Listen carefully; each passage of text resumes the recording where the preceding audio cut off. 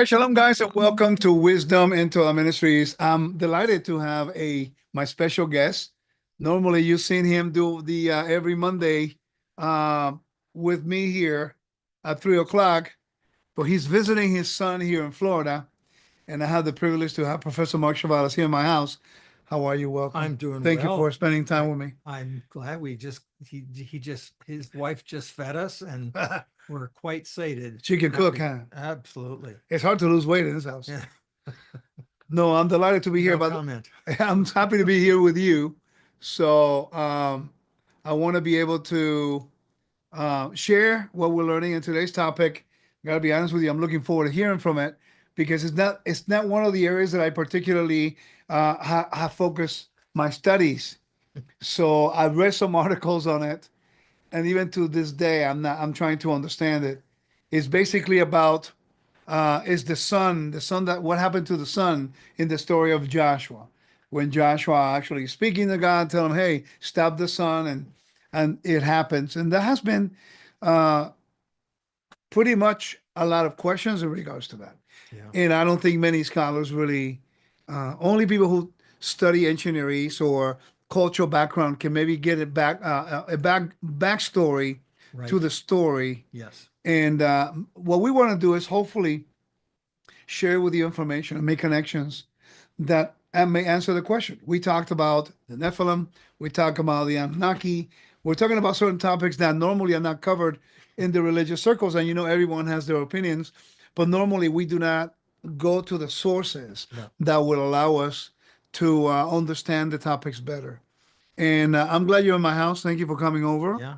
And we were going through my library. He's actually showing me some stuff that I didn't know. There was a book that I have that actually says a source book, and I have a whole bunch of them like that.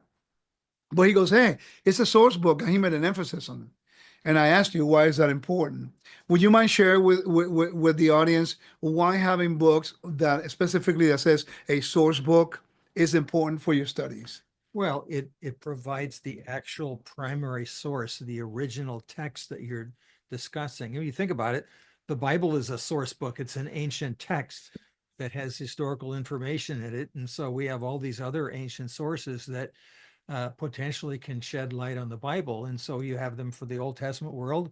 In fact, the book I edited, The Ancient Near East, is a source book. Right. And so it has primary source material in it and lots of commentary. I told the fellows who did the translations in it, I said, I want about, half commentary and half source. Which one is that? The IVP No, or that's the Sundervan? no, neither. It's the one done by Blackwell Press. It's simply called The Ancient Near East, a source book. Really catchy title. Yeah. And so it's Well, I think somewhere over here. this one. Yes, that's it. And So- I've done two of these, one for the ancient Near East and one for women in the ancient Near East. Yeah, I have that one too. Yes. So, okay, so meaning that when you want the source, I see it right here. Yeah. It has a source from directly from where they get it from. It's the ancient material. Most of this comes from cuneiform sources. Yeah. And so they'll take the actual cuneiform text that probably has already been published somewhere else, and then make a new translation of it, and then they'll give an excerpt of the text. Yeah. Because I wanted as many different types of text as possible. One of the things I really like, it's like here on page 172, when it's talking about the late Bronze Age inscriptions from Babylon, Syria, and Syro-Palestine, it gives you it's a whole page of bibliography right here. Yes. And that's important because that's how I really build my library. Yeah, I told each of the translators, I said, please provide lots of bibliography. That wasn't a problem for any of them. I got the best people. And I suppose that was my gift. I was able to get these people together to do this stuff. And the same thing happened for the book on women. Yeah, I have that one too. I yeah. have it here somewhere. Yeah, it's just to the right of it. I just saw it there. Yeah, right here. So that was by Routledge Press. And you also have a course on Logos. Two courses on women, Old Testament women in the New Testament on Logos that we did in 2014. One of the things that I really appreciate about this book, I read about 4 or 5 chapters, is the chapters on yeah, you see, you got, I read Women in Law. You have different writers here, Right. and they were quite interesting. And it's the source book, the Yes. information where they got it from. Then I go to Pritchard's, Engineers and Yeah. Pritchard, and there's another one that is really important too, the The scriptures. gigantic one, Context of Scripture, which That is one. a 3-volume work. Yeah. The primary editor was William Hallow, and so so you can get that. In fact, when I was teaching my courses, I made a shift about 2003 where I decided I'm not giving them an overview or survey of anything any longer. I'm only teaching from primary source material. So in fact, I would do the same thing with the Bible. Instead of giving them an overview of the Bible, we would just start reading a selected text. And then I would try to explain that selected text from the ancient Near East and said, you want to know more, you read the overview yourself, but I'm getting into the weeds. And this happened because somebody asked me once, this is going to sound really I think I was teaching a course, just an ancient Near Eastern course, and I was talking about the fact that Hittites came down and attacked and sacked Babylon in 1595 BC. And then I moved on to something else. Student raises his hand and said, how do you know that? I Mm. said, how do I know that they did that? I said, I said, there's a sentence in a Babylonian um, uh, chronological text, one sentence, and there's a paragraph in a royal Hittite prayer talking about the fact that something bad happened to us after it happened. He says, is that all? I said, that's it. That's so. In other words, we have a paragraph and a sentence talking about the Hittite sack of Babylon. So if anybody tells you they know more about what happened, they they can't possibly know. Well, yeah, that's interesting because when you were talking about the Anunnaki, and then you brought up Nibiru, man, you know how that's been in the circles that I hang out with. That has been a point of controversy and conversation, and most of it is speculation. Yes. And it was quite interesting when you defined the word from the Akkadian, right? Well, originally Sumerian, but Sumerian. let's not. And then all of a sudden, then now we get a better clear. I remember when I've been doing ancient research for a whole bunch of years, and people ask me about the Anunnaki, and I'm thinking, but I haven't found anything like that in any of the ancient texts. For good That's reason. why I never bring it up because it's really hardly ever Yeah. anything really. And people don't want to accept that aspect of the scholarly resources. So before you get into the topic, now that you bring in the source book, um, when you hear someone teach from the scholarly approach, are you looking for the sources they're using Yeah. as somebody who? I'll look at their bibliography. Who are they using? Who are they studying to get their information? And then I want to look, all right, what primary sources? I do the same thing with my students. When they give me a paper, I said, okay, I know you don't know these ancient languages, but are you reading this information in translation? Because if you're not getting into the weeds. You're not actually looking at the original text. It's really no different than studying the Bible. Yeah. It's like, all right, that'd be like me telling you all about the Bible, looking at what a commentator says, but I never actually read the text itself. Yeah. That would be preposterous. Right. Well, like we were talking right before we started recording, we were talking about a verse in Revelation chapter 1, verse 5, in which it talks about being washed in the blood or being released by the blood. And we were having a discussion, and we looked into the textual criticism, which it was telling you the reasons why they have settled for released yes. instead of washed. And then I asked you the question, well, how can we validate which one of the two positions is correct? Because they're dealing strictly based on the textual criticism. Yes. But then I gave you the example about the temple protocol, which the text is all about. Right. And then we were able to at least consolidate which one is closest to the right interpretation. And that's because the textual critics aren't usually communicating with the people who understand, let's say, first century Jewish ritual. They're not communicating. Okay. And that's a shame. And it's because we're becoming more and more and more specialized in that. I think I'm really blessed the fact that my primary professor was basically trained originally in biblical studies, but that wasn't his specialty later on. Then he became a cuneiform scholar and studied the languages, but he also did archaeology. So I was Yeah. sort of forced to do all of this stuff, and I was a historian. So my joke is I'm equally incompetent in all of those areas Yeah. because I know a little bit about, Yeah. a lot of them. And so I try to mix them together, but at least I know how to communicate with, these different areas. But like the rest of our culture, specialization, people are becoming more and more specialized and they're becoming more narrowly focused. They lose the big picture. Well, this is the reason why we were discussing earlier as to why I'm focusing a lot the last few years on the cultural backgrounds and historical background of the New Testament, Yeah. specifically in Turkey, Rome, and Greece. Clearly, that's where a lot of the events occurred, Greco-Roman Empire. And I made mention of you about how, based on my ancient Near Eastern research, and then how Persia is very critical here because Persia, they dominated all the way into Asia Minor, and then the Greeks pushed them back, and then the Parthians came in soon after. Yeah. So there was a pushback of cultures, Yeah. and then it was I forgot Blinko, I forgot his name. Uh, Jews in Asia Minor. He made a comment Yeah. in one of the sources that the king of Greece, he moved 2,000 families, to Asia Minor. Yeah. Exactly the location where Peter is writing to, Pontus, Cappadocia, Bithynia. And those are provinces. People think they were like little communities. They're actually provinces. That really led me to think and open my perspective. Yeah. And then when we were talking about wash versus release, I showed you the video of the ritual, and you actually It's said, gross. Yeah. right, it's gross. It's a ritual they did in the Greco-Roman world. They have a bull being slaughtered, and there was a platform in which the blood will come out. Actually, let's do this. Let me show it to you. I'm going to show you this.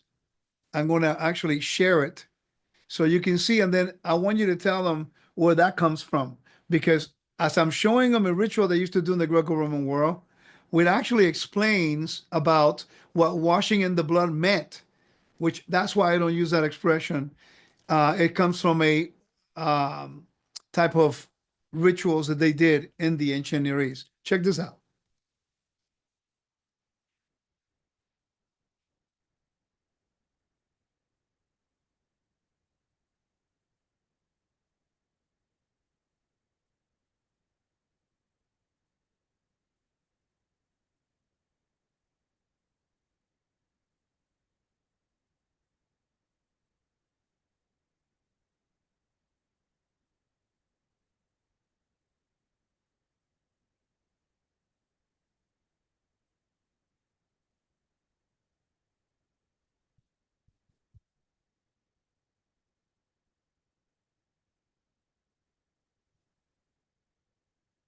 It's crazy, right? Thank Now, you. I just ate. I know, right? Now, check out what they say at the end. Watch this. That's the mother of Augustus Yeah. seeking omen for her son, who's going to be Togad and go into war. Check this out. Mother says, no harm shall come to your boy.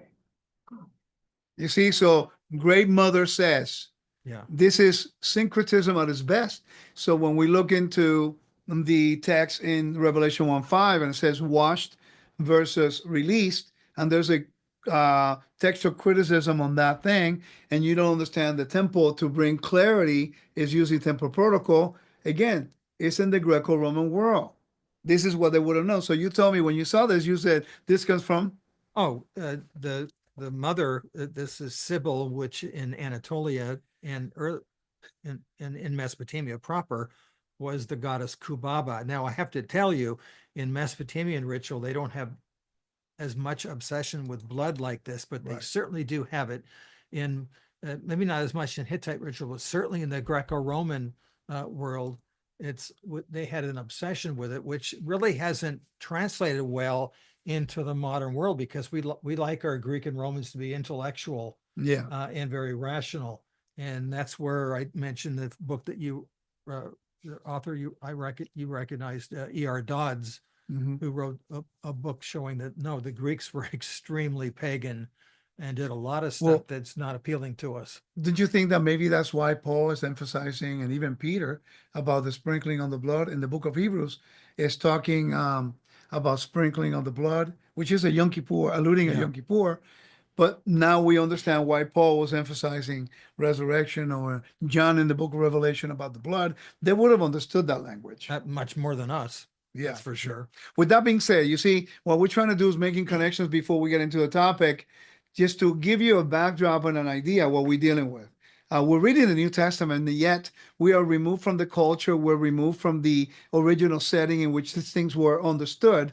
Imagine now reading the book of Joshua, 1,000 years prior to the events that we were just talking about in the book of Revelation. Imagine now how much culture has changed, because the world in the first century is a lot different than the world of Joshua. Yeah. In many different ways. And sometimes we're challenged because we do not understand the context of the time and space that Joshua lived Yeah. during the conquest of the land of Israel. Yeah. And influenced by the Canaanite religions and ancient Near Eastern influences. Absolutely. So, first, I'd like to take, even when I look at one passage in a book, I want to try to look at the book as a whole. Uh-huh. And of course, Joshua by itself is really not an independent entity. It really is part of, maybe from Joshua to 2 Kings. We're not exactly sure, but even if I simply read the book of Joshua, it has a treaties at the end. So you could say, well, maybe this is a book about treaties. It has land grants, Right. And Rick Hess wrote an article about that. But it's not just about land grants. It's not just about treaties. It's got military annals in it too. And so this is really a record.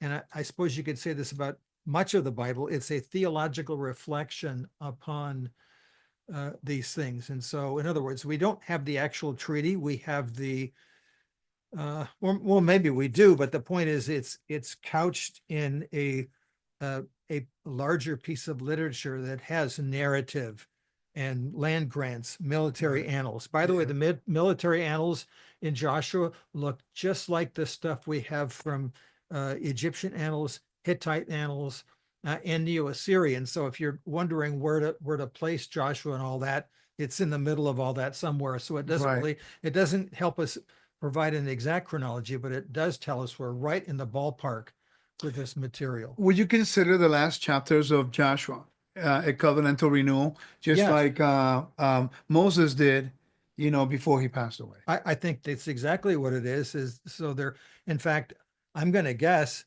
that there probably are more covenant renewals than we have listed in there, but these are the ones that were important. So with that being said, that means that we could come to an educated conclusion to say that the Messiah, when he's having the last meal, Passover, that's in the covenantal renewal structure. Then it seems like it seems like that. I hadn't, as you know, this is a learning experience for me, but that seems to make sense. Are we on tape? No. Yes, we are. It's been recorded and saved too.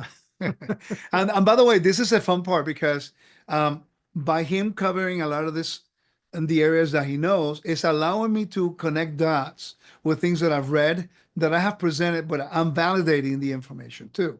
It's helping me grow and making sure that whenever I present something to you, it's not an invention of my private interpretation. It's something based on primary sources, or, like McCarthy and Meredith Klein and, Kitchen and those guys.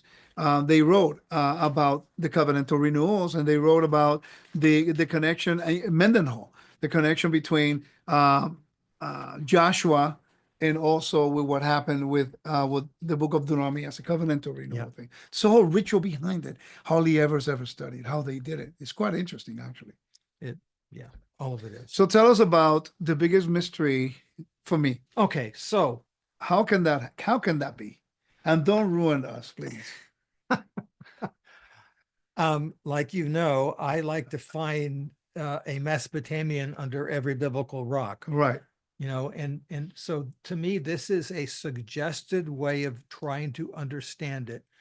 As far as I'm concerned, if God wanted to stop the sun and the moon and have the entire universe shut down for a half a day, he could do anything he wants. I have no problem with that. Yes. However, I'm not going to manufacture a miracle I mean, there is a miracle in what happened here.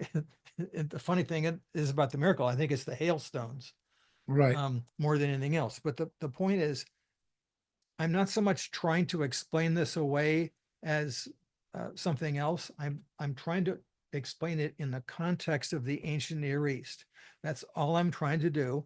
And I'm not the first one to do this. The first guy that tried to do this, and I agree with pretty much what he said, was John Walton, by the way. In fact, it was done. This is the one that I just showed you Right. that we were looking at. So I don't know whether this is viewable or not, but his book Joshua 10:10 and the Mesopotamian Celestial Omen Text. Mhm. And funny thing is, once in a while, John and I actually agree on things. However, I was at this conference when he gave this. It was a conference at Wheaton College, and I gave my own talk, and everybody's basically into what they're doing, and yes, they have to listen to what everybody else is presenting us, but I'm giving my paper in 10 minutes. I can't think about your topic. And so this was over 30 years ago. And then I don't know what happened. About 20 years ago, somebody brought it up. Hey, what's going on here? I said, well, I don't know. Let me start studying it. Then I picked this article up. I said, oh, I read that 20 years ago. I guess I wasn't ready to think about it. So I wrote my own article, by the way, for a popular, this is Where will they find it? this is Ancient Near East Today. So it's a publication by ASOR, a popular one. Does the Bible claim that the sun and the moon stopped in its track? By the way, originally I wrote a newspaper article because I used to do it for my local La Crosse Tribune. And every month I would write a religion article is what they wanted. And this happened for about 5 years. So I took that and I published it in a slightly larger way, but this is the gist of what I uncovered. So Joshua 10, by the way, is in the middle of a section concerning military annals. It's describing how God has been successfully, presented Israelites into the land, and they're defeating all comers. And when you read it, you're always going to understand, oh, this is because of what God did. Could I, you mind if I read it? Yes. Let's read it so that way we can follow the line. Yes. And okay, it says, and it happened that when Adoni said, the king of Jerusalem, heard that Joshua captured Ai and had utterly destroyed it, just as he had done it to Jericho and its king, so he did to Ai and its king. That the inhabitants of Gibeon, by the way, Gibeon, the tabernacle was there when David became king. By Solomon, later on. Oh yeah, David, Solomon, David. No accident. Yeah. And then have made peace with Israel, were among them. He became very afraid because Gibeon was a very large city, like one of the royal cities. Very important. I have a book on that, the royal cities in Israel. Exactly. And because it was larger than Ai, and all his men were mighty warriors, so Adoni Sedek, king of Jerusalem, sent word to Ochman, king of Hebron, and Piram, king of Harmuth, Japiah, king of Lachish, and Devio, king of Eglon, saying, come up and help me and let us attack Gibeon, meaning they have to be in covenantal relationship for that to happen.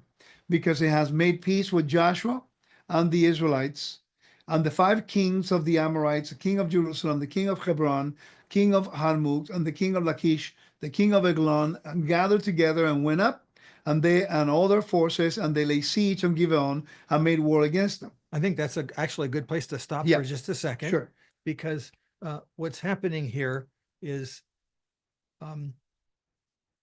first of all, in verse 5, you're right. They probably have a treaty with Gibeon, and I'm going to anglicize it. So Gibeon has a treaty with these groups, and they've broken it by making an alliance with somebody else without permission. Correct. Okay, so that's what's going on here. And of course, you have to look at this in the context of what just happened in chapter 9. That's the ruse that Gibeon had when they came to Joshua and said, hey, we're from far away, make an alliance with us. And of course, and that writer goes to great pains to make sure they didn't consult the Lord in this. And so this is, because they're not supposed to make covenants with other people.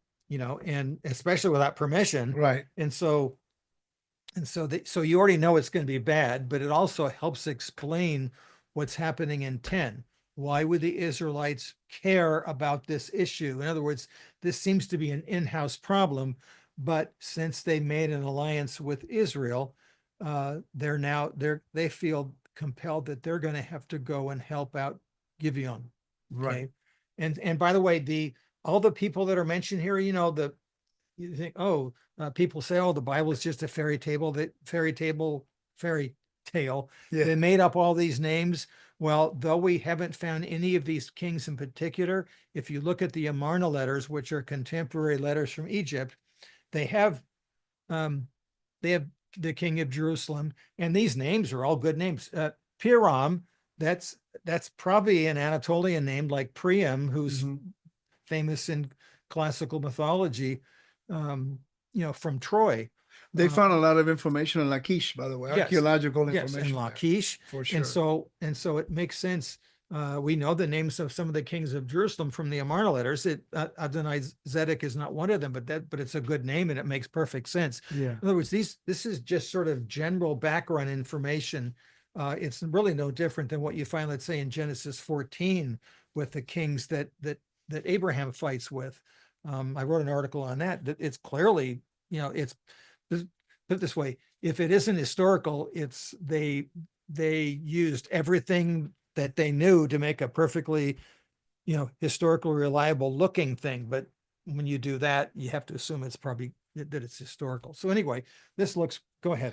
Well, but at the same token, when we read these verses, sometimes we read through it and we read through the names, and it's giving you the names for a reason, like you Yes. said. Yeah. And I recognize right away they have to be in a covenantal relationship.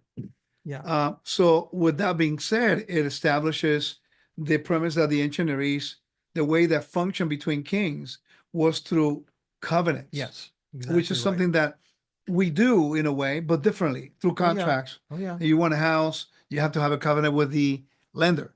I mean, then you sign a paper The to principle's guarantee the same. the principle exactly. Yeah. But we don't see that in the Bible because we assume it's just telling us a narrative with no meaning, when in fact it's letting you know that the enemies of God are turning against the people of God. Yeah. And let's continue reading here.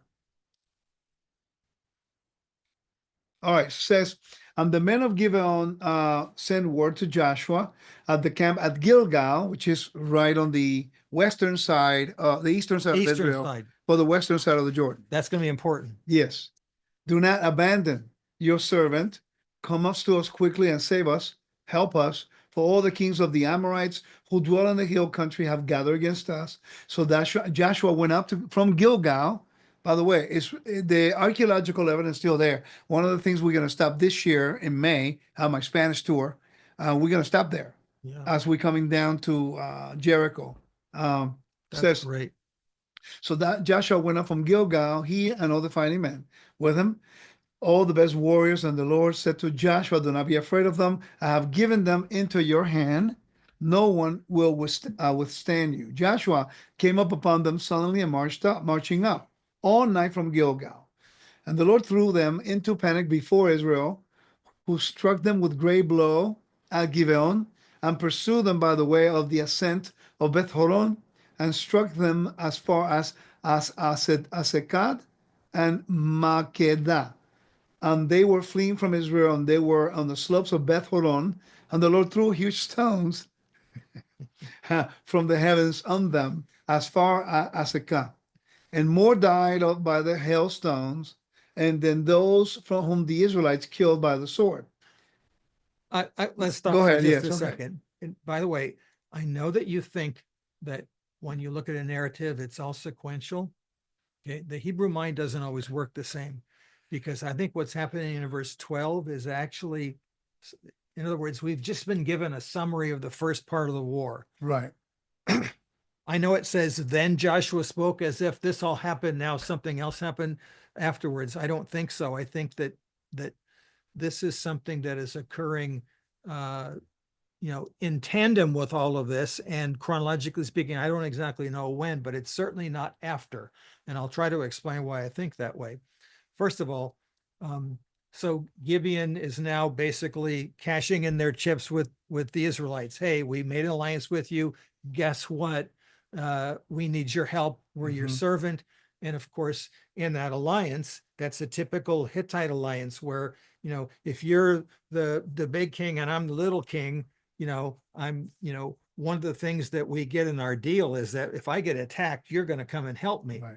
And if you get attacked, then I'm going to send, as much as I can, but you're going to use your full force to make sure that I don't get defeated.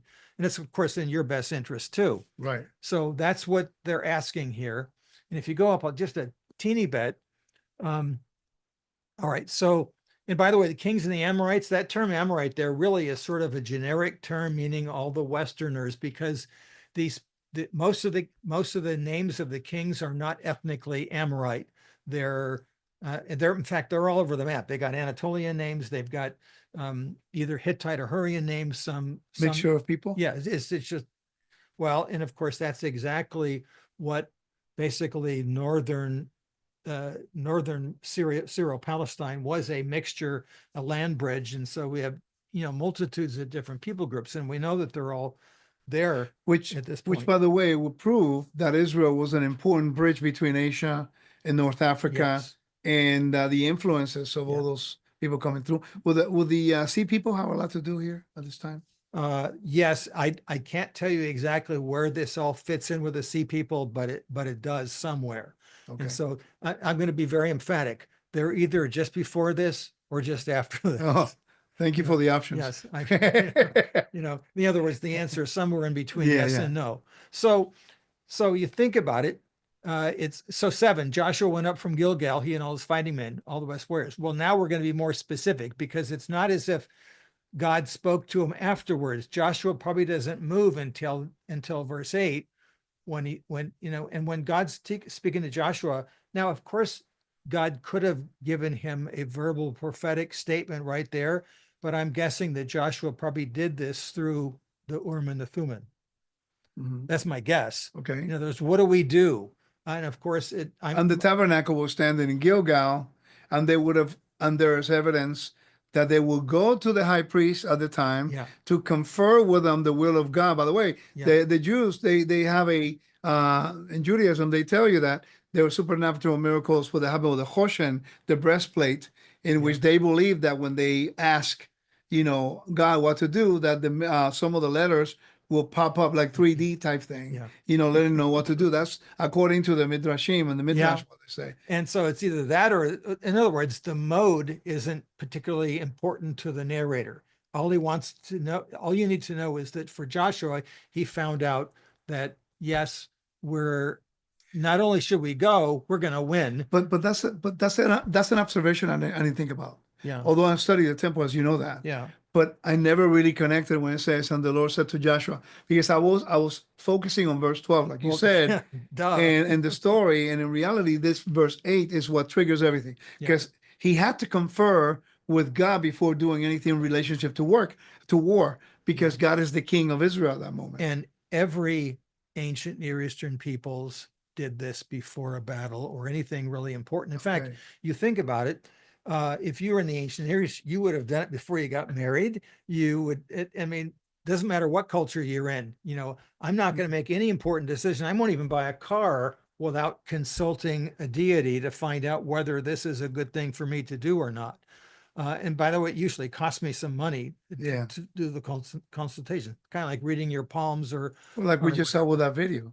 Yeah. She was looking for the mother goddess to tell him what to do. That's exactly what. Exactly the same thing. And so everybody, this is no different than what's happening in Judges 4 when Deborah comes up to Barak, and she's basically telling him, the Lord is telling you he wants you to do this, you're going to win. And what I'll summarize it, or paraphrase it, can I get a second opinion? And he gets schooled for that. But what he was doing actually wasn't typically a bad thing to do. In other words, usually even the pagans, they might consult a divination priest, and then they might consult another one, kind of like if you go to the doctor, hey, we need to operate. Well, I need a second opinion to find out whether something came to mind as you mentioned that. Gibeon, how do you say it in English? Gideon.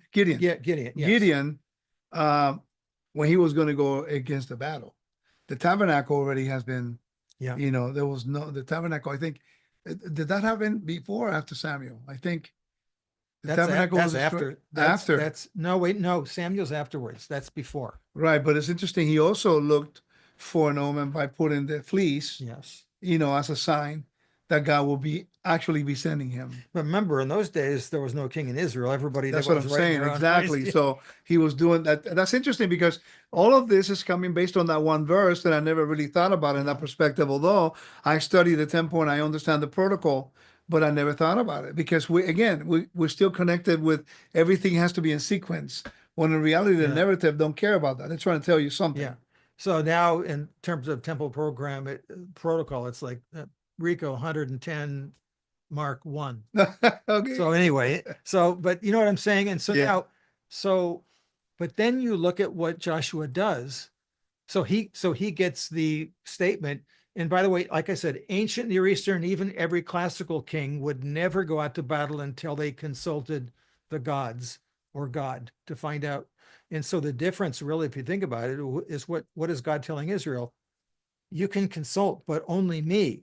I'm the one that you consult. Don't consult anybody else. That's the whole point. And so it's not the fact that you consult. And so what does he do on 9? That's amazing. Joshua came up to them suddenly by marching up all night. Well, why wouldn't you march at night? Well, because you can't see very well. And you're going to lose a bunch of your soldiers probably falling down or whatever. And it's just dangerous. So why does he do it at night? We're not told why, by the way, at this point. In fact, again, this is not simply a narrative. It's supposed to be an exciting narrative that draws you in. You're thinking, I wonder why they're going at night. And we're going to find out in a few minutes why he goes at night. And we actually do have a Hittite annal where I think it's Merciless II who describes the fact that he goes and fights against another king by marching all night to get there. And why would you march all night? You consider that it's so important that you have to get there either to surprise them. In other words, if I'm going to attack your land, you're going to think, well, we're going to fight in the fall because that's when kings usually fight. We always fight at sunrise. Well, stop. Yeah. Wait a minute. That connects with the book of Revelation. Yeah. We'll come back to that. Keep going. Okay. And it's also football season. Yeah, right. And you fight in the morning because that's when the armies can see. I mean, if I can't see who the players are, how do I know to attack you and not somebody else? And so these are sort of like unwritten rules. Right. And so the fact that you're marching all night means that in other words, if I'm marching all night, you're expecting, well, we're not going to have a battle tomorrow. They're not here yet. Right. In fact, that's what happened to Ramses the second, is that his against the Hittites, his sources tell him, oh yeah, the Hittites are far away. They're a day or two away. And he turns around and they're right in his radar there. And so he got tricked by his spies that were basically schooled. Well, here he's marching all night. Suddenly this is for surprise. He doesn't want them to be prepared when he starts marching. And where is he going? He's going from Gilgal, and he's ultimately going to Gibeon. Okay, so, and if you look at the map here, it's about a day's march or a night's march. And so we're going from Gilgal just right north here, of Jericho, right here, through to Gibeon. Yeah. Now, To Gibeon. Yeah. Now, when we're looking at this, look where a couple places are. Ajalon or Ayalon, which is to the west of there. Yeah, right here. That's mentioned in the, and Gibeon is mentioned, etc. Hamath is right here. Yep. That's one of the guys. Azekah and Hebron. Makeda and So in other words, these whole areas are where Lachish. the kings are going to be from. Which they were really tribal kings. Really. Yes. Oh, yes, Yeah. of course. Minor kings. Yeah. And they're probably all subservient to Egypt, I'm guessing. But of course, that's not relevant in this. They're able to do some of their business on their own.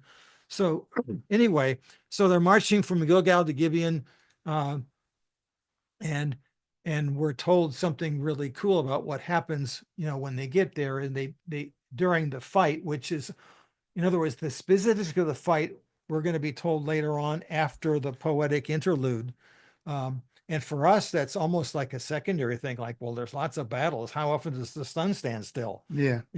And so he gets there, and so if we can go back to the text. Yeah, but real quickly, I Oh, want people yes. to know that in Yes. Gilgal, the tabernacle was there for 14 years Yeah. before they took it to Shiloh. Just keep Yes. that in mind. So the narrative is lining up with the order of a government that has been established in the land of Yes. Canaan at the time. Yeah. Okay, you want to go back to the Bible? Go ahead, right here.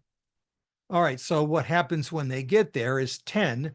And so God, in other words, this is their theological reflection, is that they see what happens, that these kings are thrown into a panic. And what happened when they went to Gibeon, when they started running away as they were fleeing, and how did they get thrown into a panic? We're not told. Okay. So, Yeah. but whatever happened, the Israelites are attributing it to God, understandably. And so as they were fleeing from Israel, they were on the slope of Beth Horon. That's when God threw huge stones from the heavens on them as far as Ezekiel, and more died from the hailstones than that from the Israelites. You could almost finish the account right now. Right. Okay. Because it's like, we won. This is really great. God helped us by taking natural phenomena and throwing them down. And I don't know what the hailstones are. I mean, the Assyrians, I think it's Sargon II, the king who is mentioned in Isaiah 20. He mentions the fact that when he defeated an enemy, the gods sent hailstones. And so could very well be. And I think I mentioned this to you, is that in Ephesus, when they talk about the stone that fell from the sky, the heavenly thing. Jupiter, that's right. Yes, that's probably, that could very well be a meteor, because it's mentioned in Hittite annals around the time of Mursili II. He says, yeah, there was a big meteor that hit Apasa, and it sort of messed everything up for them. And the battle was over at that point. We stopped. And so I'm guessing, let's put two and two together, and that could very well be the meteor, or what they're talking about later on. But anyway, so they got these meteors. Okay, then, so you get to verse 12. And like I said, verse 12 is not sequential, in my opinion. In other words, it's like, okay, this happened and this happened. And you almost wonder, well, why would you need verse 12? They've already won the battle at this point. No, it's something that's going on beforehand. And I think this is probably the key to the great panic that they're talking about. So here we go. So Joshua spoke to God on the day that God gave the Amorites over to the Israelites. So in other words, this is not afterwards. I think this is before the battle. It wouldn't make sense if it was after the battle. And then think about it. Who is Joshua talking to? This is not a nice monotheistic statement. It looks like he's talking to the sun and the moon. Okay. Was sort of weird. Sun in Gibeon stand still, and moon in the valley of Ajalon. And the sun stood still and the moon stopped, and until the nation took vengeance on its enemies. And by the way, that's poetry. It's supposed to be sung, and poetry. It's poetry. What do you do with poetry? You can't interpret poetry the same way, but you can't just explain it by saying, oh, it's just poetry, so we don't have to take it literally. Then, of course, the writer tells us, oh, if you want to consult my source, it's the scroll of Joshua, which of course we don't have. Let's stop there for a minute, because I taught for what I thought was a legitimate book of Yashar back in 2010. Later finding out that it was a forge. That's not really it. Can you tell us a little bit about that? Only because in the Hebrew roots or Messianic circles, the book of Yashar and the book of Jubilees, we talked about this before, it's been used based on this. But I found out that the one that is here now is not actually the one that is spoken up here. Exactly right. What evidence, if any, have scholars found about? I guess my answer would be the other way around. Is, okay, you got this book, the Joshua, which I think the earliest rendition is like, what, 15th or 16th century. Right. And so my answer is, okay, that's great. Do you have any evidence that it goes back, another couple thousand years? It doesn't even go back to the New Testament era, let alone anywhere else. Right. And so and sort of it looks suspiciously like it would be. And now I'm no expert on the medieval book, but I'm guessing that it tried hard to look like it was legitimate, but it probably betrays a lot of medievalism in the Right. same way that if you tried to make an ancient book today, it would be hard to break out of your 21st century shell True. to do it. You just Yeah. you So it's not a can't source help it. book. It's not a source book. It should not be used Uh, as a theological to apply theological no, principles to. to me, it's really no different than the Anunnaki. But anyway, Keep going. but it is a really neat thing that the writers consulting their sources, the fact that these sources are non-extant, that's our problem. Right. And I think there's over 30 of them that are mentioned in the Bible that are sources that we just don't have. Don't have anymore. Yeah. Yeah. They used to keep them in a particular library. It's like the genealogies. Yeah. They kept them in temple proper. The temples were destroyed. The Romans and the Babylonians destroyed the temple. They set fire to things and they lost them. But at one point they did exist. It's like the stories of the kings. Yeah, You know. exactly right. Yeah. So now we go back to narration. Okay. The sun stood still in the middle of heaven and was not in haste to set for about a full day. Now you're thinking, man, that's amazing. There has not been a day like this before or after and you're thinking that God stopped the sun. No, it doesn't say that. It says, listen to the voice of a man, for Yahweh, God fought for Israel. And then Joshua returned and all Israel with him back to the camp. In other words, they went back home. Right. And then we have the second part of the war, which we're not going to go into right now. It's obviously very interesting, but if we didn't have the sun stopping, we might have a problem. So I'm going to look at the article I wrote here and just, so think about it. What's the important thing is that God listened to a human being, in a sense, offering him I wouldn't say advice, a suggestion as to War strategy. Yeah. Yes. Joshua. But the thing is, if you simply read that, you're thinking, well, what's the war strategy? I don't get it. Mm-hmm. But my answer now is anybody living in the time of Joshua would have looked at that and immediately understood the war strategy, even though it's completely alien to us. And this is where I'm finding my, again, a little Mesopotamian underneath the rock. Okay. And so that's the part that I'm going to add to this. So far, all this other stuff is just. So when you're looking background. at this, you're looking not only just at the narrative, but you're looking at the context, location. You're reading more into the text. You're asking more questions about the text than what we in the 21st century will focus on the miracle. And so what perceived to be yes. the miracle. And like everybody else, I've read the Bible so many times that it's so easy to become immune to it. Like, well, I've read this 10 times. What am I going to get new out of this? And so you have to force yourself to try to read this as if you're reading it for the first time. You understand this really well. But you know what happens when I find is that many people cannot handle the fact that sometimes, for example, there are scientific or arguments about whether or not the flood story occurred or not.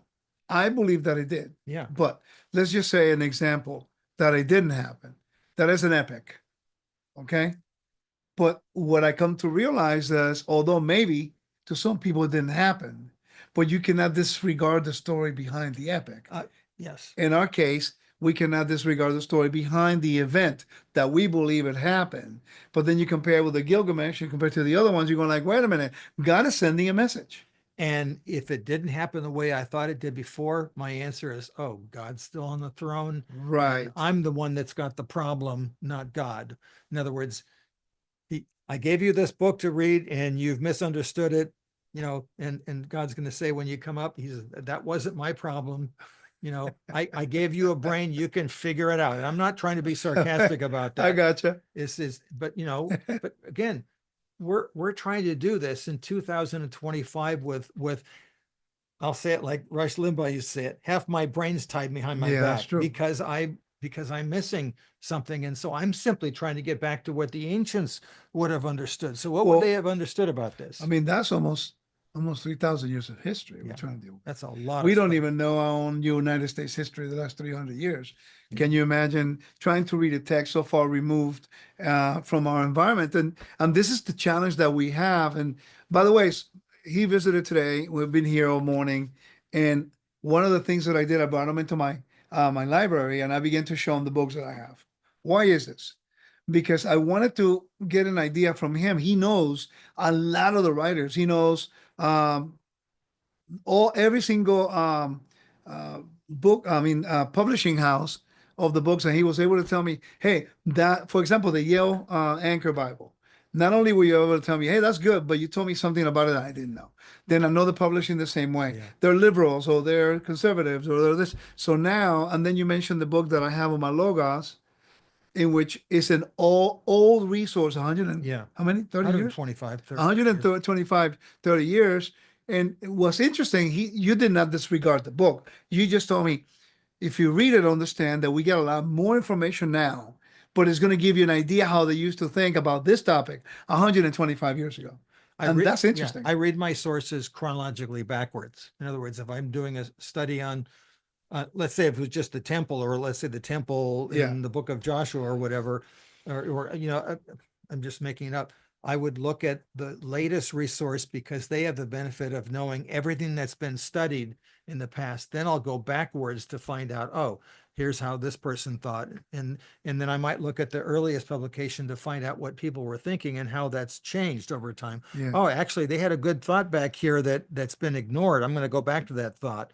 It's How many complicated. times did you have to rectify something that you wrote or something that you believed? And I know the answer, but I'm asking for a reason. People assume that people at your level of understanding in the scholarly level for so many years, that when you say something, it's basically this is it, that's the only way, and that's it. But you and I know, as much as we study, we realize that half the time we're trying to understand the text and we will mess up. We will miss the mark once or twice. It happens so often, and I'm human. I'm human like everybody else. I hate Yeah. hate when I find out that I'm wrong. It's Mhm. embarrassing, and I usually have denial at the beginning, like, no, that just can't be. All right. Well, and it might take weeks and months to come around and say, all right. In fact, even the sun standing still thing, I found my Mesopotamian under the rock, and I'm still thinking, no, I'm sorry, I don't like that. And then even with the stuff about the sons of God in Genesis 6, Uh-huh. I had to warm up to it for a while and realize, all right, I guess we'll get there.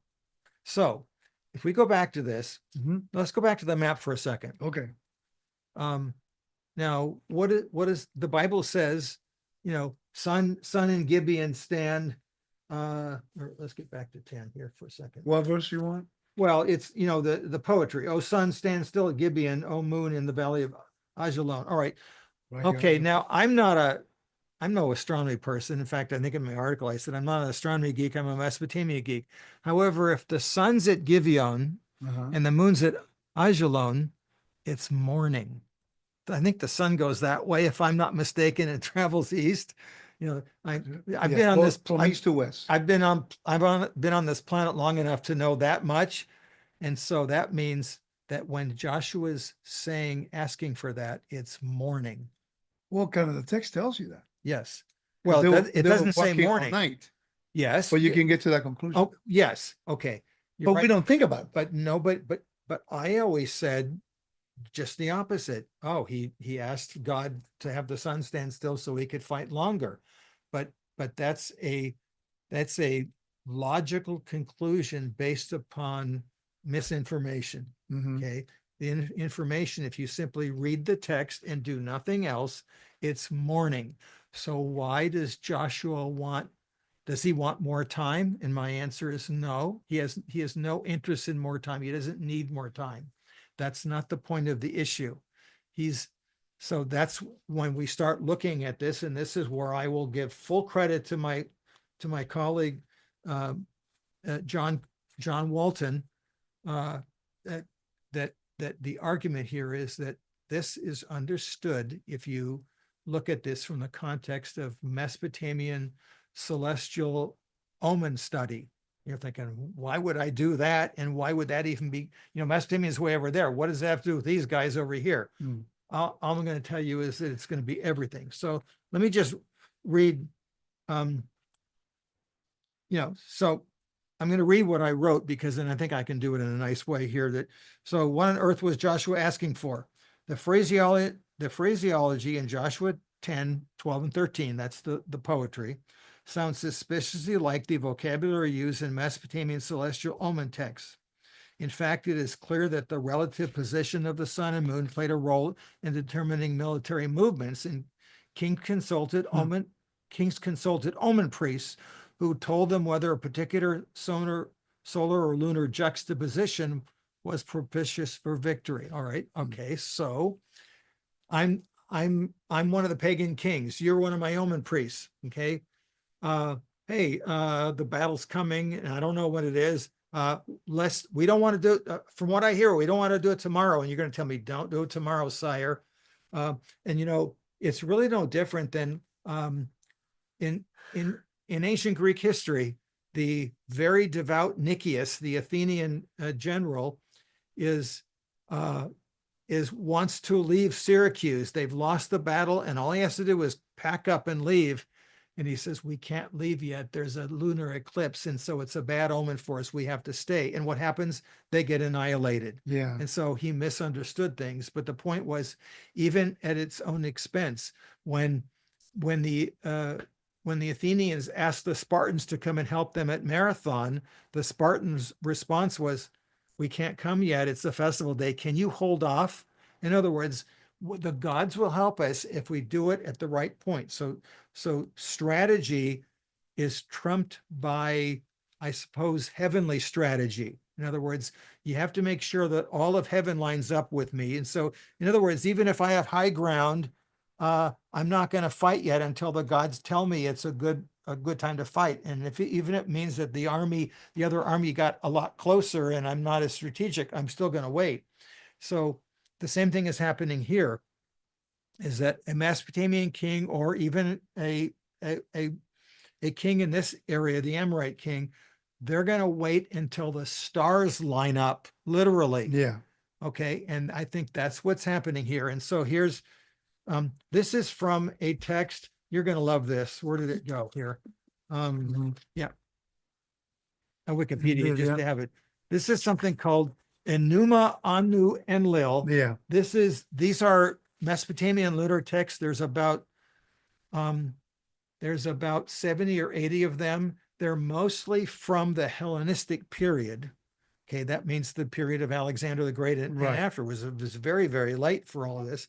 However, there are fragments of them earlier, and even from the old Babylonian period before they were canonized. In other words, they weren't put together as a core yet, but they're there, and it shows us. And these texts are talking about, in other words, they're talking about the days of the month when it's a better time to fight and when it's a bad time to fight, depending on where the sun and the moon are situated during the day.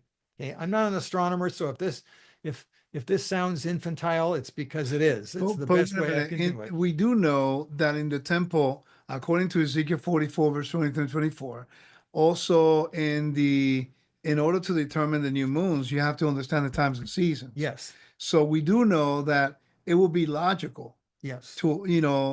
For the priests of Israel to understand the times and seasons, and understanding that was also the environment of his time. Yes. Except that you're not consulting with pagan priests. Right, for the right reasons. Right. Yes. You're going to the one true God, the God of Abraham, Isaac, and Jacob.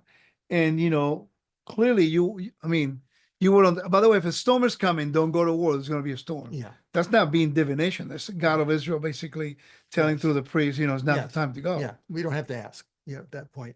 And, even in the Etruscan, the early Roman period, the Etruscan brontoscopic calendar, every day of the year, they have an omen about it, whether or not good or bad is going to happen, depending on purpose, on the person. Right. Here, so we have about 7,000 of these juxtapositions mentioned in these texts, and we found fragments of these texts at the Hittite capital, Hattusas, and we found a fragment of them at Emar, just north of here, which we talked about a month or two ago, Ugarit, in a few other places. In other words, and these are Amorite towns. Right. And so it means that Mesopotamian uh, scribal stuff, and it has come to, by the way, this literally means when Anu and Enlil are in a particular position, etc. Yeah. And so it has nothing, so it's not a Numa Elish, and the Right. term there simply means now. But so for example, just listen to this one. If the moon becomes visible on the first day, that's the first lunar day, reliable speech, the land will be happy. If the moon at its appearance wears a crown, so this is an astronomical phenomena, I don't understand what it is, the king will reach the highest rank. And so, and by the way, the Macedonians had omens about everything. You know, you just found out a baby had triplets. You know, oh, that's bad for the king, good for the family, or you know, and you read and so they have. It's just like the laws. It's an if then clause. There was actually a law by Augustus that they were not allowed to try to prognostication of the death of the emperor or even the birth of something. They Yeah. were actually against that. Yes, exactly right. So here, you know, we've actually found a couple texts which explain, which, let's see, I'll make sure that I have it here in the right order. I think I do. Let's see. Let me go backwards. So you are of the opinion that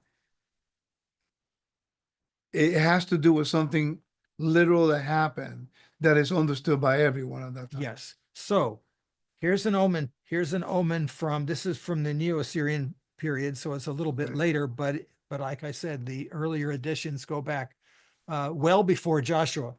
So when the moon and the sun are seen with one another on the 14th day, the land will be satisfied. That's a good omen. Yeah. Okay. So in other words, if I'm a king and I find out that, oh, on day 14, the sun and the moon are going to be lined up well, yeah, I want to fight that day. When the moon and sun are seen with each other on the 15th day, a powerful enemy will arise as weapons against the land. That's a bad omen. Now, by the way, this is a suggestion. I do not know exactly. There's probably a whole lot more going on, and there are probably a lot more omens that we don't have, but these two are representative of the fact that the Amorites are probably charting the stars and understanding the positions of the sun. And Right. the verbs, by the way, the verbs used, and I'm, like I said, I'm not a Hebrew scholar, but when you look at the verbal forms in in Joshua, it's when it says the sun is standing, it's talking about the same type of thing. It's this, you know, what does it mean for the sun to wait for the moon to Yeah. come up? Obviously, it doesn't mean the sun actually stopped in this. It's no different than thinking of the Star of Bethlehem and saying, oh, the star just sort of came over the manger and stopped. Well, of course it didn't stop right there. That's from the perspective of the human being looking at it, is that it looked like it's right over the, you know, the manger at that point. And it's no different than me saying, wow, the sunrise this morning was so cool. Like, you mean, wait a minute, well, the sun doesn't rise, we're actually moving. Well, So let me ask you this: an Amorite and all the players yes, that the storyline is telling us, they would have read that. They would have known exactly that what it meant to them. yes, Meaning that is the God of Israel who is protecting. yes. But the next question is, well, what is Joshua doing with Yeah. all this stuff? Because he's not a pagan. Uh-huh. So in other words, this still hasn't worked out yet. So here's my answer, is that many of the technical phrases in these omens concerning the stopping and the waiting of the heavenly bodies are concern the stopping and waiting of the heavenly bodies. From the standpoint of the viewer on earth, the sun and the moon stopped and waited for each other. That is, they're seen together, which is a bad omen on the 15th. Celestial omen observation was not just prevalent in Mesopotamia, but like all these other areas in the West, Yeah. because they had the scribal tradition from Mesopotamia found its way into the Mediterranean area and with the Hittites, and so profoundly affected them centuries before this. And so this is already common to them. It's not like that, like it was brand new, because somebody might argue, well, this is just Mesopotamian stuff. Why are they doing this over here? It's not that far away. So Okay, but this context also helps answer an easily anticipated question. Why would a follower of God, the God of Israel, ask for an omen, a practice that was considered divination, regarded as a capital crime? The answer is that the Bible recasts the omen. Joshua is not asking for a celestial phenomenon for himself and even for Israel, but probably for the enemy. This is my guess. It's the best guess I have today. In other words, he's saying to God, Makes sense though. God, if you give them a bad omen, they're going to be. And to me, that's probably what's happening in the verse where it talks about them being in. Well, what's the phrase they use? They're in a tizzy, and Yeah. A uh, frenzy. well, why would you be in a frenzy? It's like, I mean, can you imagine if that were that happened before the Super Bowl? The Kansas City Chiefs find out if we play today, our offensive line and defensive line is going to wilt against the Eagles. It's like, oh no, what do we do? Oh, I think I got it. I think I understand what you're saying. Oh, that's pretty interesting about the R of war for sure. So, okay. So the omen, it will be for the enemy Yes. as if, oh, it's going to be a good day for you. And then they get destroyed. Well, okay, another classical story. When Crassus goes towards fights against the Parthians, and Plutarch knows he's going to lose. And so what does he have? Crassus gets bad omen after bad omen after bad omen, but he's saying, I don't care. I'm Right. going to win.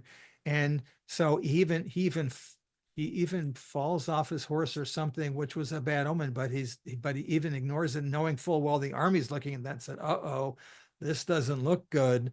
I mean, you think about it. If you already go in thinking you're going to lose, you're probably going to lose. Pretty much. Yeah, you played, Yeah, I know. professional baseball. You've got it. Especially at war, even in martial arts, and when we do some stuff, if you know going in, you're going to lose the round, you will lose the round because you don't have the confidence. It's like one of your Yankees said, yeah, that Yogi Berra guy, half of baseball is 90% mental, or Mental. whatever the way he said it, but it's obvious what he meant. So, but it still doesn't explain, wait a minute, what on earth is Joshua doing? Because then you look at the actual passage, the poetic passage, go down to it. Yeah. Look what Joshua is saying. Let me go here. Who's he talking to? It's almost as if he's using an incantation. Uh-huh. Okay, which of course is never something that you're allowed to do in Israel. Right. So to me, that's the incredible irony here. If you take it literally, Joshua is speaking to these, inanimate heavenly bodies. And Yeah. so it's almost as if he's doing it as a joke. Oh yeah, the art of warfare, which is really expensive. I don't know if you got that one, but anyway. Got this one a long time ago. Yeah. I'm not rich. Yeah. Don't send the wrong picture here. Well, I'll have to ask you where you found that. But anyway, Yeah. So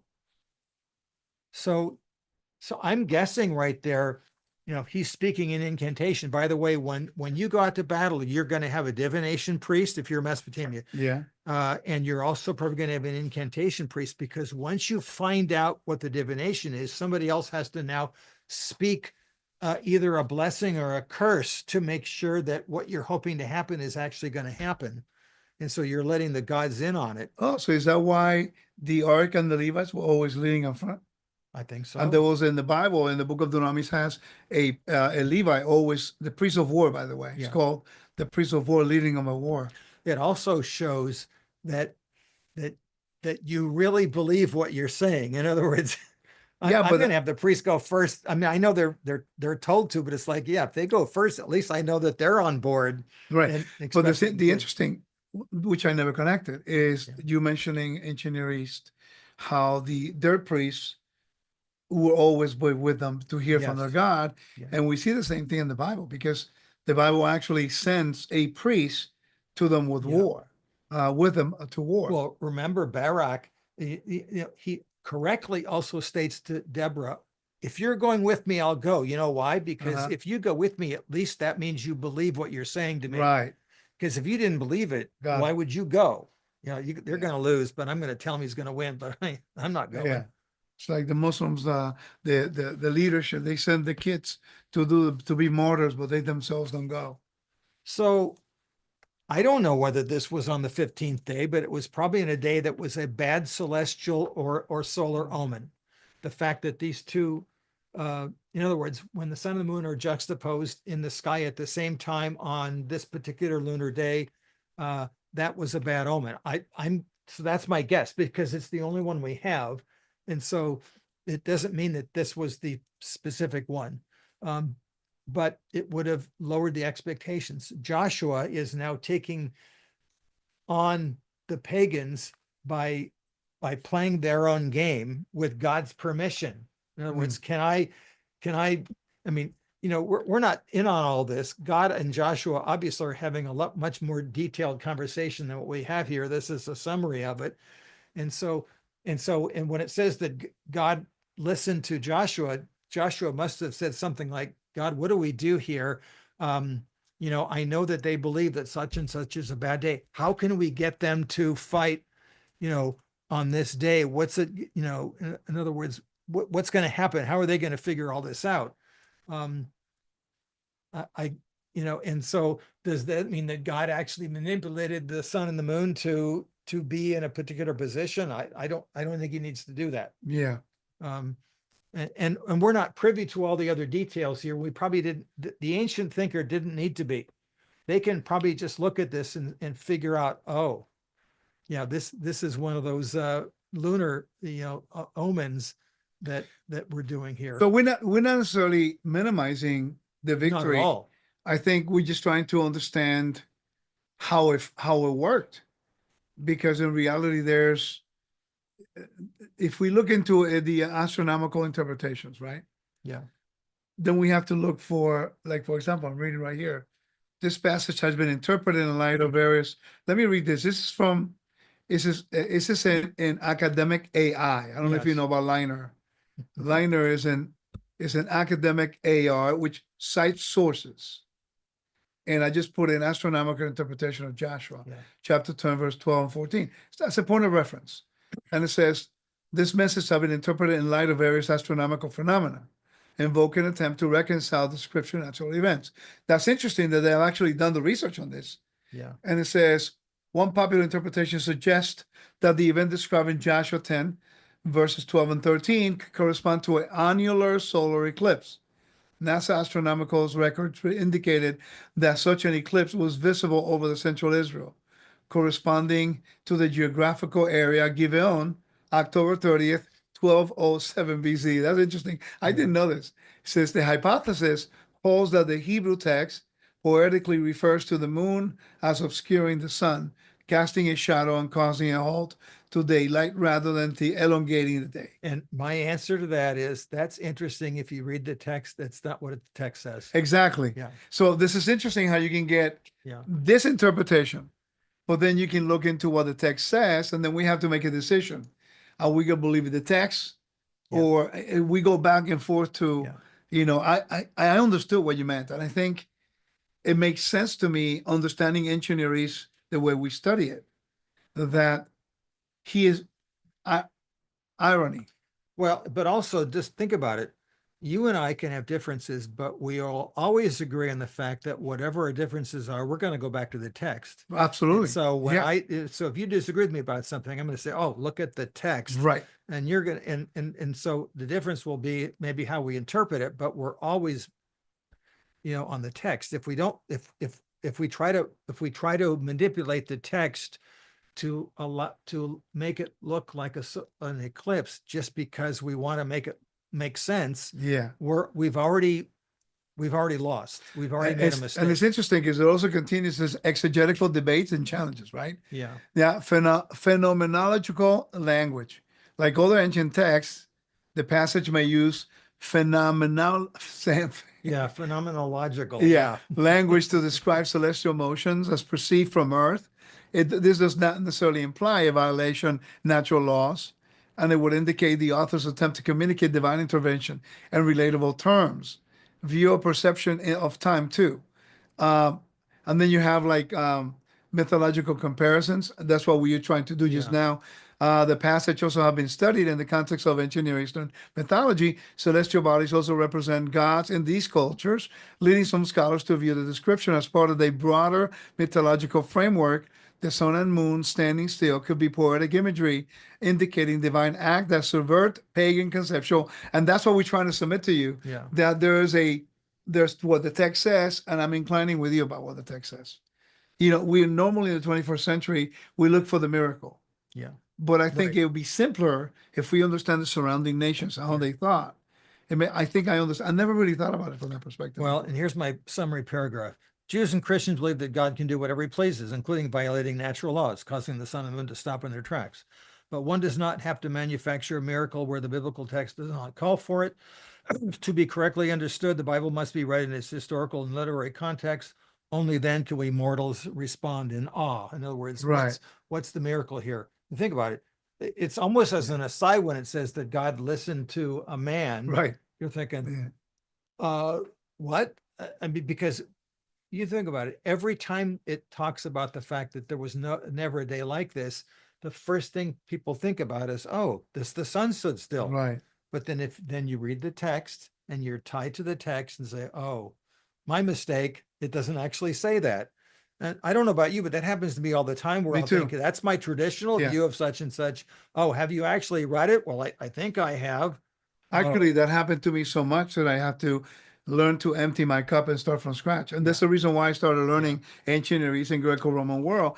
And when I present a lot of the evidence from the Greco-Roman world, many people they push back because they assume that we are this taking credibility from Scripture. And what I'm saying is that many, for example, the whole thing about the Book of Revelation and the false Messiah and the image. Well, in the first century, everyone would have known that the image was actually the statue of the emperor in imperial worship. So to them, the false Messiah, false anointed, was the emperor. But you only get it if you study the context. And so my response is, and I have to do the same thing, is that since this is a sacred, I'm going to say this with figure of speech, a sacred cow, you have to be gentle and kind and say, all right, this is something you've been tied to. I was tied to it too. And it's going to be hard to wrench it from your hands to understand another context.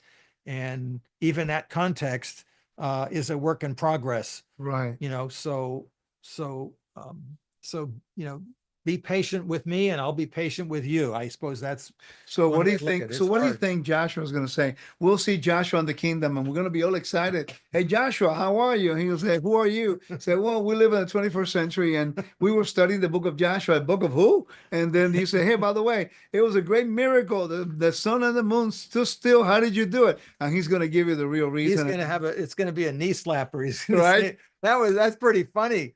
Really? Did you actually read the text that said that God listened to me? In other words, I was in the war room and I'm just a piddly little human with the council, and he let me make a suggestion and he went with it. Did you think that sometimes we overreach in our interpretation of the text, in our interpretation, sometimes going beyond what it says, to the point that then when we find the real reason, we are shocked and we don't want to accept the concrete that doesn't seem to be spiritual. That's exactly right. It doesn't seem to be spiritual because for us, we like to make that division.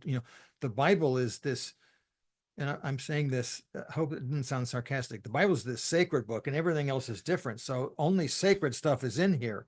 But it's, yes, it is overall, of course, it's got that aura of sacrality because it's from God, but the stuff in it, I mean, I might have mentioned this before. That's why Mark Twain, when he went to a library and he said his book was banned, he says, why haven't you banned the Bible? It's got all this horrible stuff about, incest, prostitution, murder, all these slavery. things. And you're allowing children to read this. And of course, it's got all sorts of strange language that if you really knew what the word meant, it's usually glossed over in English when this very harsh reality is there. And so if that's the case, in other words, God is really bringing forth to us his message to us in a way that is understood to us with all the ramifications of sin and all the graphic. I mean, it's actually a very graphic and scary book in many respects. And so if that's the case, we have to understand it, interpret it as such. Yeah, I mean, I think the problem that we have sometimes, and I encounter this in Spanish communities, um, the reaction instead of a response. There's a distinction, Yes. a reacting versus responding to something. And I teach this in my tactical training. I teach martial arts and I teach them to respond, not to react. When you react in the time of pressure, you do what you are naturally, instinctively being trained to do. You're responding correctly because you have what you Yeah. have conditioned response or natural responses. So the way we naturally respond to messages of the Bible is the way we learned it as we were conditioned in the Yes. church. Yep. Exactly But I right. remember I met this guy a long time ago. I can't remember his name anymore. He came out of jail. He spent like 10 years in jail. And I remember it was before Torah for me. I was going to a regular church. But he says he never knew about God. And when he was in church, he had no influence over church. He was reading the text. And he came out and he knew more than all the guys in the Bible class. And he was shocked. And they thought he was being rebellious because he's saying, but wait a minute, that's not what the text says. And he was always against the interpretation that we're given the text Yeah. from the dogma of denominationalism. And I think we fall prey to that all the time. Yeah. And it doesn't mean that every denomination, every group has it wrong. It just means that there's a lot of stuff in the traditions that are not based really on a careful understanding of the text. And that's been our goal, is to, let's Do get you back to what the text says. did you get a lot of pushback from secular students when they learned this stuff? No, I think, and this is sort of a generational thing. When I first started teaching 40 years ago, most every student I had, secular or otherwise, they certainly were aware of the Bible and the stories in the Bible from their own tradition, whether it's Catholic Yeah. or Lutheran or whatever.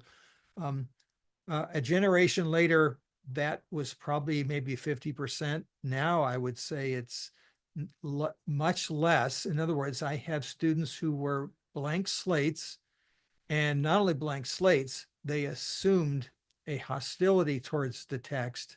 But living in Wisconsin, the upper Midwest, they're really passive when it comes to listening to a teacher. They just assume that the teacher, has information. I never had this happen in California. They would argue, night Yeah. and day. But here they're listening, and so if the teacher thinks it's historical, that's really interesting. And so that's why, uh, I would have students say this. You're looking at the Bible the same way you're looking at those Hittite texts and the texts from Mesopotamia, like, as if they're all just historical records. I said, yeah. Well, they are.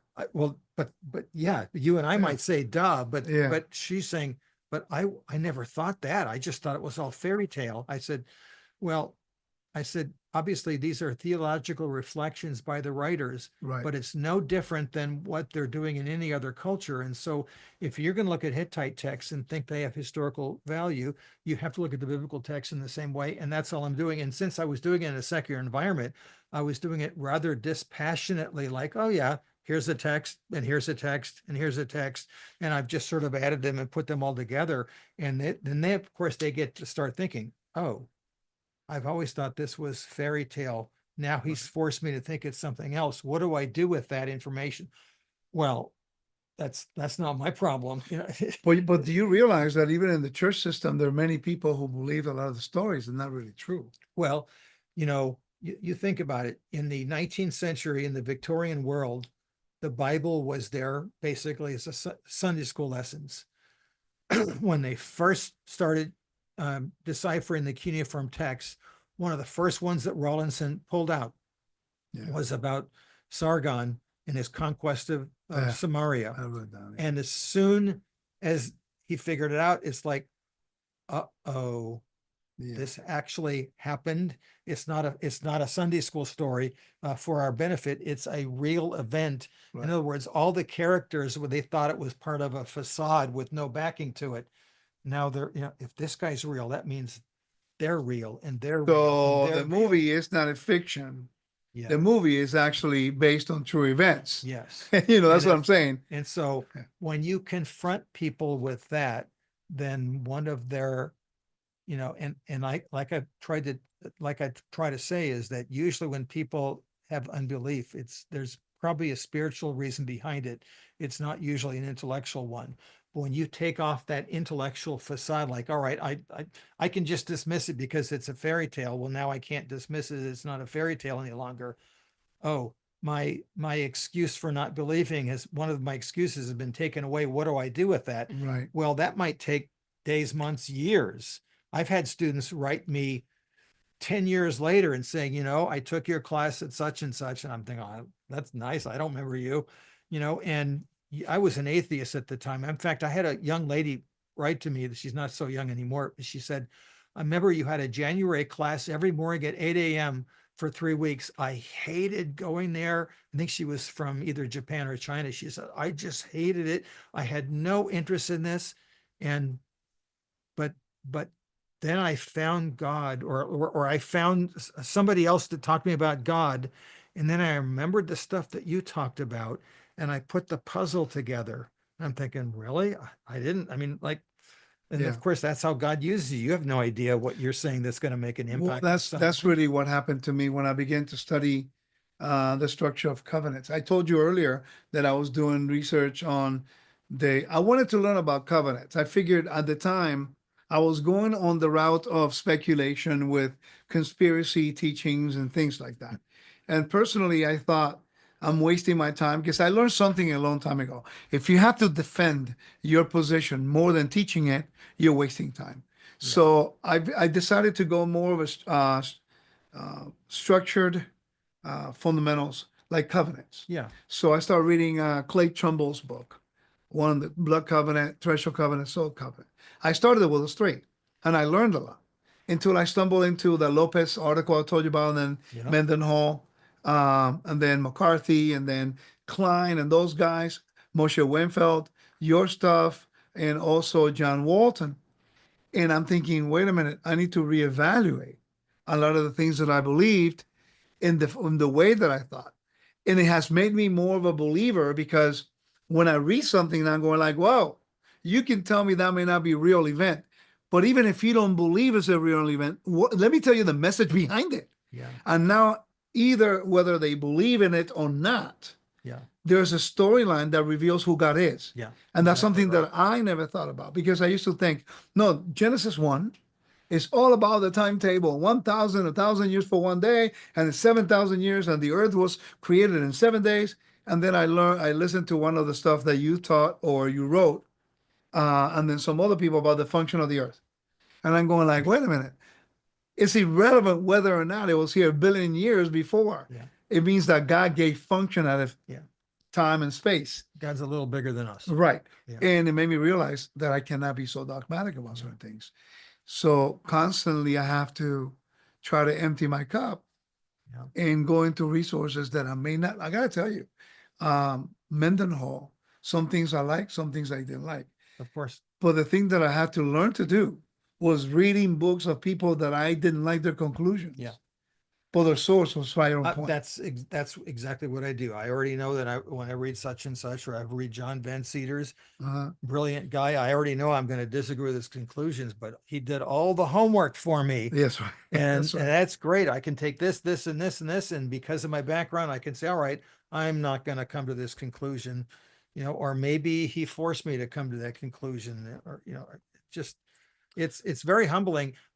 My disposition is this is fun. I like learning new things. Oh, this is different than what I used to think. So what? I learned a new thing, and I know that not everybody has the same disposition. Yeah. In that, but I look at it as a fun challenge rather than, oh my goodness, there's something else I got wrong. This is terrible. What do I do? Well, by the way, in the circles that I walk into, that's the fear. Oh my Lord, I was wrong. And by the way, I was guilty of that in the beginning. I remember reading one book. Oh Lord, that thing ruined me. Forgot the name of the book right now. I don't want to shame the guy, but and the guy's not a scholar. He just took something from Hislop's book. Yeah. And then he put it on the booklet, and you read it, and sometimes you feel so frustrated, and you feel the systems of religion lie to you. That it creates a little. I always tell people when I minister to them, especially pastors, how to deal with new people. I always suggest to them, need to find out where they're at in their grieving stage. Yeah. Because they coming from the system of religion. You need to know what was their experiences there, Yeah. whether they're into acceptance or denial or anger. Yeah. And I spent a lot of years in the anger stage because they Sure. lied to me, the system lied to me. And then I began to travel and I talked to pastors. Then I realized that 90% of the pastors I ever talked to, they're only sharing what they learn in school or That's what they right. learned from their parents. Exactly. And they're not really trying to lie to me. They just don't have the knowledge of the text. They're They doing don't the have best the. they can. So I needed to make a decision. Am I going to be always bitter and not be a tool to improve their learning and academic education of the kingdom?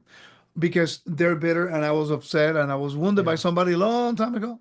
Or I decide to get over it and then thank God for where I am now Exactly. and learn and grow and adapt to how to present it, not to Yeah. compromise the truth, Yeah. because the text is not going to change. And I think I said this at one of the very beginning interviews is that I was trained not to take myself seriously. So because of that, I don't have to be tied to any particular philosophy or theory or dogma. It's like, oh, that's not what the text says. All right. I guess I was wrong. Let's move on. So, how do you deal with, in your case, someone trained at the level that you've been trained, and all of a sudden now you come up to a particular text that you probably never thought about in that perspective, and you research, and then all of a sudden you find out, oh, okay, I never thought about it like that. I may need to change a position, because the New Testament stuff, personally, um, there's a few things that I needed to reevaluate. Not in my faith in the Messiah, still the same. Talking about some of the mechanisms and some of the structure Yeah. of what I believed about certain things Yeah. in the New Testament. For example, I don't let people just quote me the book of Galatians the way they did anymore. It's not going to work with me, only because I've been to the areas of Asia Minor. I understand the Yeah. culture, so I know what the context of the audience was. Yeah. So we have a little bit more of a context of what the letter has been addressed. But it's difficult for people with experience who are not willing to maybe be open to that change. I mean, I've learned because Joe, as you know, I have Yeah. my teacher Joe. You know, he's very open, just like you are, about listening and to examine it. And if we, like you said, if we have a disagreement and we go back to the text and the text is clear, then we both adapt to the text. Yeah. Not Exactly everybody's right. willing to do that.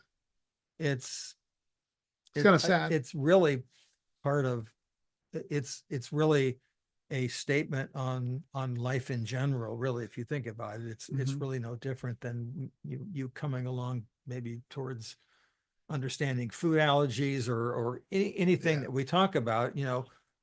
How do I want you to come along in the same way that how do I want my child to come along to from my point of view?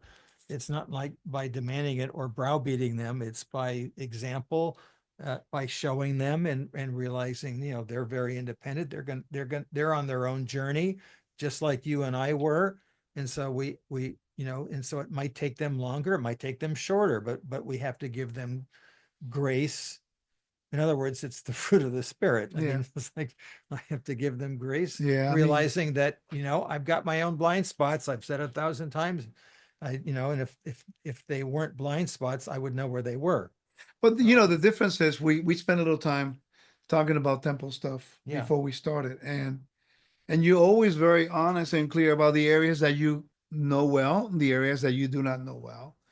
And I found this so interesting that as I'm explaining, I'm proposing things to you too, based on your knowledge of the ancient Near East, and you were able to understand where I was coming from and explaining certain things.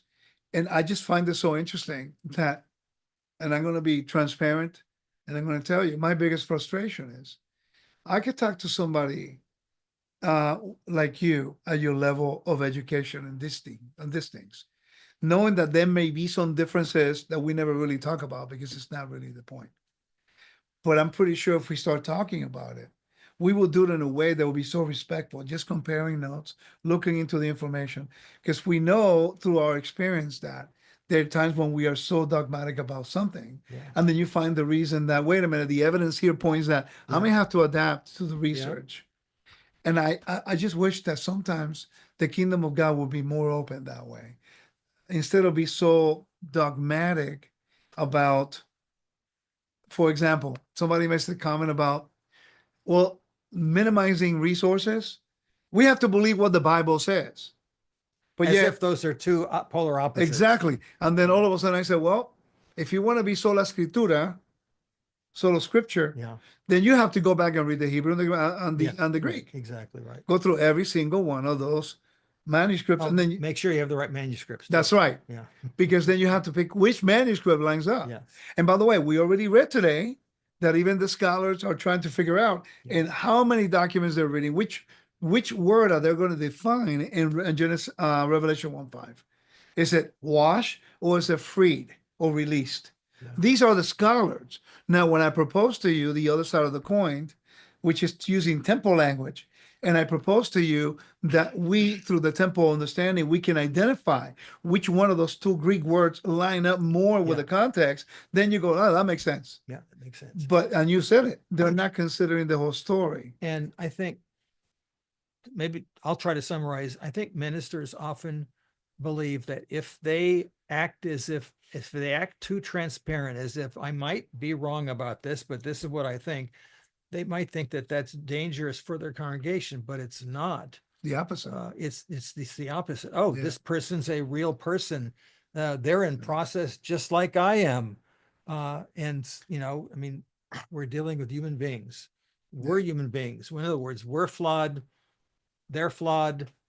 Everybody's flawed. We're all trying to work this out to understand God better, and we ask for His help. But Yeah. Amen to that. Yeah. You know, the congregation that I go to, I've been going there almost 4 years. And and this was a Christian congregation from scratch, that they wanted to learn about Torah, and in light of also the New Testament. The pastors, they sat to learn, literally Wow, sat. that's great. They say, listen, we want you to be our teacher. I brought a team, which Daniel's one of them, and my sister Lisa and Rafi. So I brought a team because I knew I needed help. So we all have different angles, but they study with me. And the pastors sit in front. They're the leaders. And I let everybody know they're my pastors.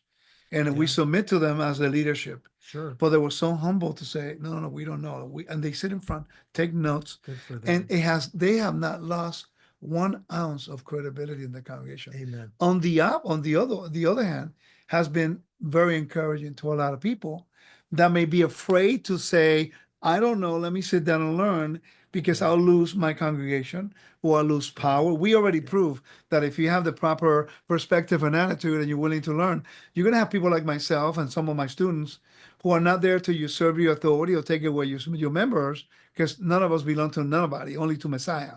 Yeah. And we are there to support you and empower you. And that is so humble of them to do that. You hear her teach now, and her husband's right there. And you're going like, wow, she's learned. But not everybody's willing to do that. I just pray that these particular conversations can bring you guys a different perspective of what we're trying to accomplish. We're trying to challenge you. We're trying to move you out of the box of comfort. We're trying to look at the bigger picture. I mean, today you gave a whole bunch of resources. And I welcome critique, but my encouragement is critique from the text. Right. I agree with that. Yeah. Amen. Not from the disagreement and argument and debating with no text basis, only interpretation. So we want to always do this the proper way. Amen. Well, may the Lord bless you and keep you. Thank you so much for being here. Yeah. It's nice to have you in my house. Yeah. It's official. We're friends now. Absolutely. We can't go back. We can't go back. He ate my wife's food. Yeah. He had my coffee, and he sat where I usually sit right there. So hey, wow. And that's important because in the topic of the ancient Near East, you have gladly taken me in as your student, and to me, I'm honored to be able to learn from you and have these conversations. That it's really helping me validate a lot of stuff that I've been reading, and also is making me a better teacher. So I'm grateful for Joe Good. He's been an amazing teacher, will forever be my teacher, and for your input into my life. So, hey guys, remember, and by the way, I want to apologize to you guys. I got so excited about getting started. I actually started at 2:30 instead of 3:00. So if you came in at 3:00, we were already going. I apologize, but I got all excited about getting the class going and get you all this information. So remember, always consider that the word of God is truth, will always be true. And all of this stuff that we study is to try to understand the text better. But ultimately, the text always trumps everything. It's always there to help us understand.